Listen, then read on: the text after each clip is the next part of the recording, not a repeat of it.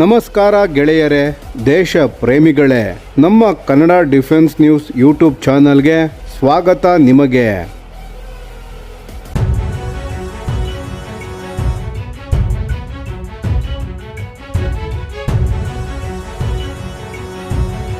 Bharat Russia ಸೇರಿ ಅಭಿವೃದ್ಧಿಪಡಿಸುತ್ತಿರುವ ಚಿಕ್ಕ ಗಾತ್ರದ ಹೈಪರ್ಸಾನಿಕ್ ಬ್ರಹ್ಮೋಸ್ ಭಾರತದ ರಕ್ಷಣಾ ಸಾಮರ್ಥ್ಯಕ್ಕೆ ಹೊಸ ವೇಗ.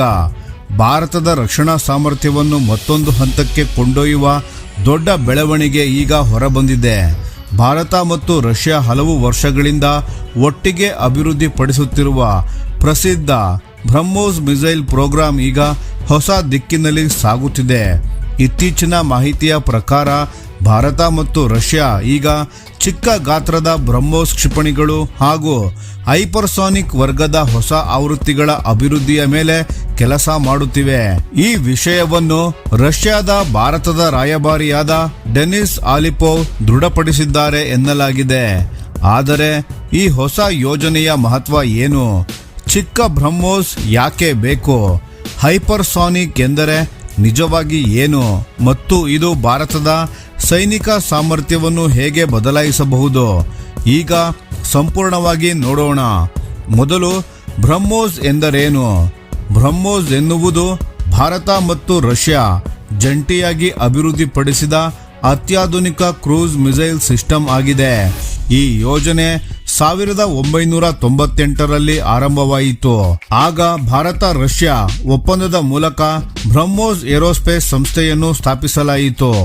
ಇಂದು ಬ್ರಹ್ಮೋಸ್ ಭಾರತೀಯ ಸೇನೆಯ 3 ಪ್ರಮುಖ ವಿಭಾಗಗಳಾದ ಇಂಡಿಯನ್ ಆರ್ಮಿ, ಇಂಡಿಯನ್ ನೇವಿ ಮತ್ತು ಇಂಡಿಯನ್ ಏರ್ ಫೋರ್ಸ್ ಬಳಸುತ್ತಿರುವ ಅತ್ಯಂತ ಪರಿಣಾಮಕಾರಿ ಕ್ಷಿಪಣಿ ವ್ಯವಸ್ಥೆಗಳಲ್ಲಿ ಒಂದಾಗಿದೆ. ಇದರ ವಿಶೇಷತೆ ಏನೆಂದರೆ ಈ ಕ್ಷಿಪಣಿಯನ್ನು ಒಂದೇ ರೀತಿಯ ವೇದಿಕೆಗೆ ಮಾತ್ರ ಸೀಮಿತಗೊಳಿಸಲಾಗಿಲ್ಲ. ಇದನ್ನು ನೆಲದಿಂದ ಉಡಾವಣೆ ಮಾಡಬಹುದು, ಯುದ್ಧ ನೌಕೆಗಳಿಂದ ಉಡಾವಣೆ ಮಾಡಬಹುದು, ಯುದ್ಧ ವಿಮಾನಗಳಿಂದ ಹಾರಿಸಬಹುದು, ಜಲಾಂತರ್ಗಾಮಿ ನೌಕೆಗಳಿಂದಲೂ ಉಡಾಯಿಸಬಹುದು. ಅಂದರೆ ಒಂದೇ ಕ್ಷಿಪಣಿ ಅನೇಕ ಯುದ್ಧ ಪರಿಸ್ಥಿತಿಗಳಲ್ಲಿ ಬಳಸಬಹುದಾದ ಸಾಮರ್ಥ್ಯ ಹೊಂದಿದೆ.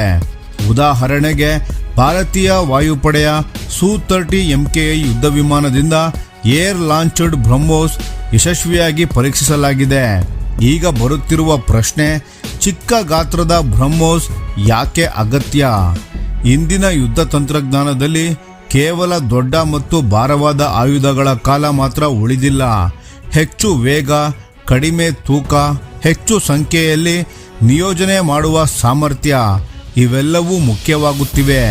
ಅದಕ್ಕಾಗಿ ಈಗ ಅಭಿವೃದ್ಧಿಯಲ್ಲಿರುವ ಬ್ರಹ್ಮೋಸ್ NG ನೆಕ್ಸ್ಟ್ ಜನರೇಷನ್ ಮೇಲೆ ವಿಶೇಷ ಗಮನ ಇದೆ.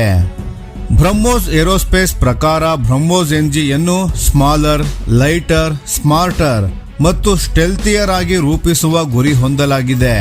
ಅಂದರೆ ಇದು ಗಾತ್ರದಲ್ಲಿ ಚಿಕ್ಕದಾಗಿರುತ್ತದೆ, ತೂಕದಲ್ಲಿ ಕಡಿಮೆ ಇರುತ್ತದೆ, ತಂತ್ರಜ್ಞಾನದಲ್ಲಿ ಇನ್ನಷ್ಟು ಬುದ್ಧಿವಂತವಾಗಿರುತ್ತದೆ ಮತ್ತು ಶತ್ರುಗಳ ರೆಡಾರ್ಗೆ ಪತ್ತೆಯಾಗುವುದು ಇನ್ನಷ್ಟು ಕಷ್ಟವಾಗಬಹುದು.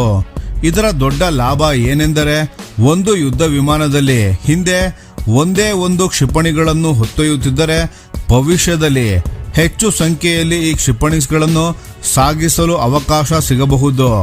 ಅದೇ ರೀತಿ ಯುದ್ಧ ನೌಕೆಗಳು ಮತ್ತು ಇತರೆ ವೇದಿಕೆಗಳಲ್ಲಿಯೂ ನಿಯೋಜನೆಯನ್ನು ಹೆಚ್ಚು ಸುಲಭವಾಗಿಸಬಹುದು.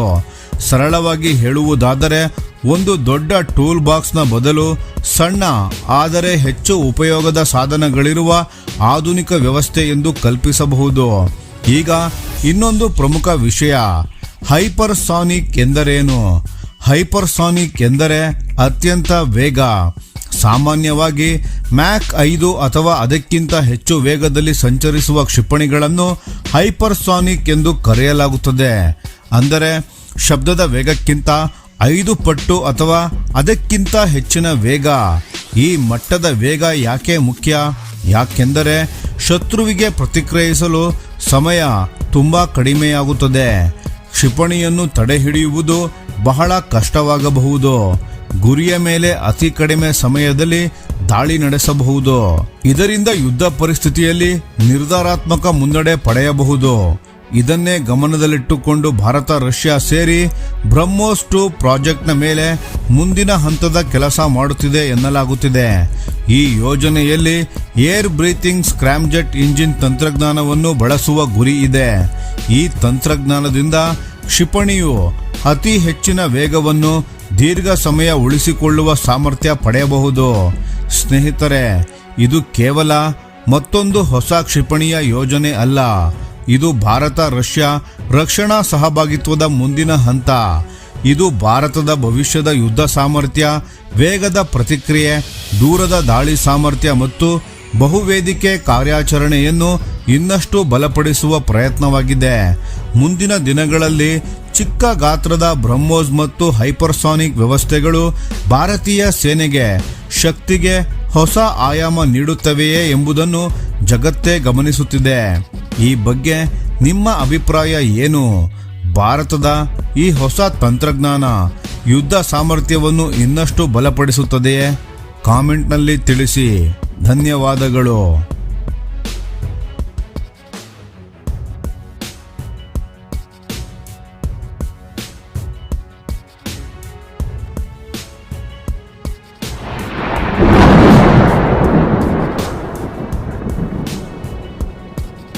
ಈ ವಿಡಿಯೋ ನಿಮಗೆ ಇಷ್ಟವಾಗಿದ್ದರೆ ಲೈಕ್ ಮಾಡಿ ಮತ್ತು ನಮ್ಮ ಚಾನೆಲ್ ಅನ್ನು ಸಬ್ಸ್ಕ್ರೈಬ್ ಮಾಡಿ ಹಾಗೂ ಬೆಲ್ ಐಕಾನ್ ಒತ್ತಿ.